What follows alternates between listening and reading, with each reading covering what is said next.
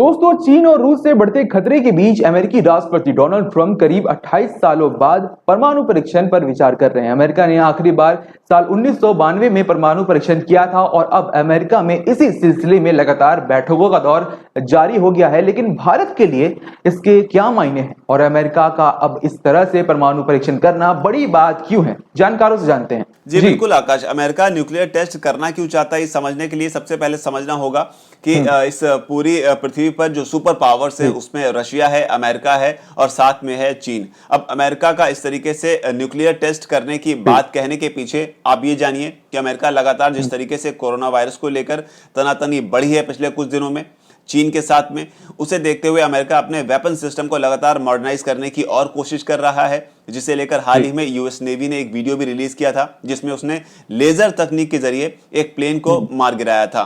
और अब nuclear test करने की बात अमेरिका ने की है।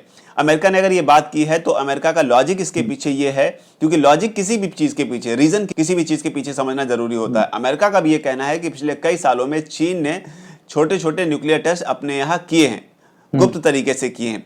उसके पास इस चीज के इंटेलिजेंस रिपोर्ट है और सेम इंटेलिजेंस रिपोर्ट का दावा करते हुए उसने रशिया पर भी यही आरोप लगाया है कि रशिया भी अपने यहाँ न्यूक्लियर टेस्ट जो है छोटे छोटे स्केल पर कर रहा है।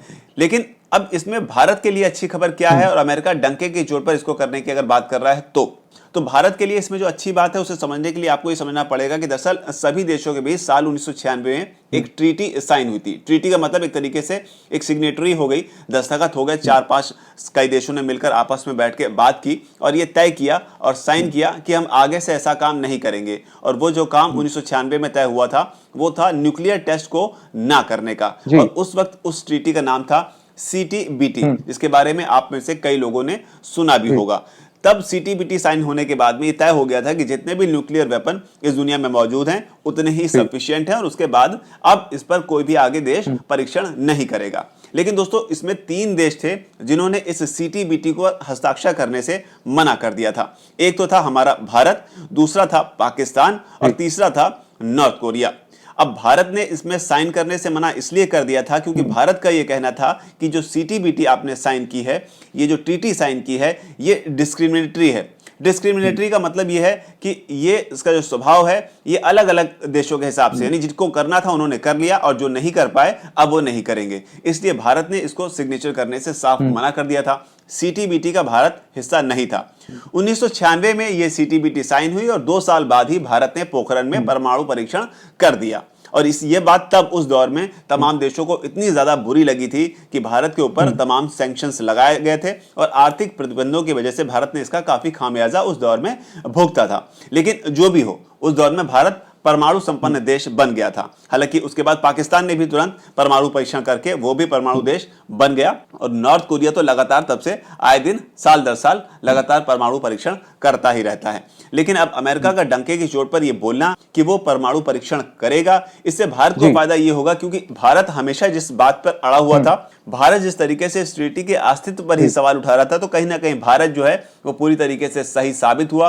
क्योंकि अमेरिका जैसे ही न्यूक्लियर टेस्ट करेगा, ट्रीटी अपना अस्तित्व खो देगी और भारत की बात जो है वो सच साबित हो जाएगी। और इससे फायदा भारत को सबसे बड़ा ये होगा कि अब भारत खुले तौर पर अपने जो परमाणु कार्यक्रम है, अपना जो न्यूक्लियर उसका जो सिस्टम है या उस पर जो प्रोजेक्ट्स पर वो काम करना चाहता है, तब वो खुले तौर पर उस पर कर पाएगा। जबकि अब तक लगातार इस बात को लेकर दबाव था कि कोई भी देश जो है न्यूक्लियर टेस्ट नहीं करेगा। लेकिन अब अमेरिका ऐसे हालातों में, जब कोरोना वायरस को लेकर चीन के साथ लगातार तनातनी बनी हुई है, ऐसे में न्यूक्लियर टेस्ट के मायने क्या हैं?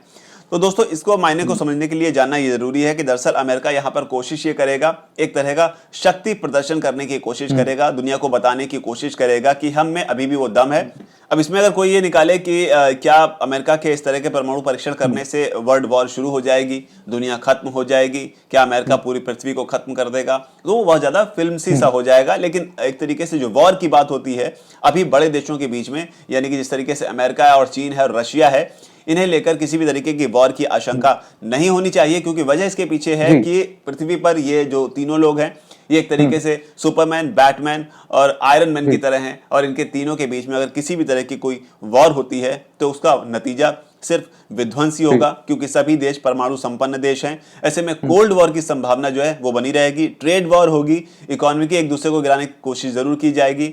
लेकिन अब ये जो खबर है इसका ये मायने है। जी आकाश। बहुत खूब, लेकिन अब इस पर भारत सरकार का क्या कहना है? क्योंकि यही परमाणु परीक्षण थे जिसने साल 1998 में भारत की नाक में दम कर दिया था, लेकिन फिर भी भारत अटल जी के दौर में बेहद चालाकी से इसे करने में कामयाब हुआ था। जी। हालांकि भारत की ओर से अभी तक इस बात को लेकर कोई भी प्रतिक्रिया सामने नहीं आई कि अमेरिका जो न्यूक्लियर टेस्ट करने की बात कर रहा है, इस पर ऑफिशियली भारत का रुख क्या है, इस ओर नजर रहेगी कि भारत के विदेश मंत्रालय या डिफेंस मिनिस्टर जो है इस पर क्या कहते हैं, या प्रधानमंत्री इस पर क्या कहते हैं। हालांकि भारत और अमेरिका के संबंध अच्छे हैं। उधर चीन और रशिया लगातार क्लोज आते जा रहे हैं, जिस तरीके से WHO में भी हाल ही के दिनों में देखने को मिला था। अमेरिका ने जब WHO पर शिकंजा कसना शुरू किया था कि वो उनको आर्थिक मदद अब देना बंद कर देंगे, क्योंकि WHO ने चीन के साथ जिस तरीके की यारी कोरोना वायरस के मामले में निभाई है, उससे अमेरिका काफी नाराज है और अमेरिका अब उनको फंडिंग यानी WHO को फंडिंग नहीं करेगा। इसके बाद रशिया का एक बड़ा बयान सामने आया था। रशिया ने यह कहा था कि इस तरीके से जो बड़े देश, शक्तिशाली देश हैं, वो अपनी जिद पर आकर कोई भी किसी भी इंस्टीट्यूशन को या किसी भी व्यवस्था को खतरे में नहीं डाल सकते। तो एक तरीके से रशिया जो है वो चीन के साथ खड़ा हुआ था। तो अब ये जो सुपर पावर और जो वर्ल्ड पॉलिटिक्स की जो समीकरण है वो लगातार तेजी से बदल रहे हैं। हालांकि भारत का अमेरिका के परमाणु परीक्षण पर क्या रिएक्शन है, इसका इंतजार रहेगा। विदेश मंत्री या रक्षा मंत्री या प्रधानमंत्री इस पर अभी तक क्या कहेंगे, इस पर सबकी नजर रहेगी। आकाश जी बिल्कुल। तो खैर दोस्तों, आपको कैसी लगी हमारी ये रिपोर्ट जरूर बताएं, ताकि आगे भी हम आपके लिए ऐसे ही तमाम जानकारी से भरे रिपोर्ट लेकर आते रहें। धन्यवाद।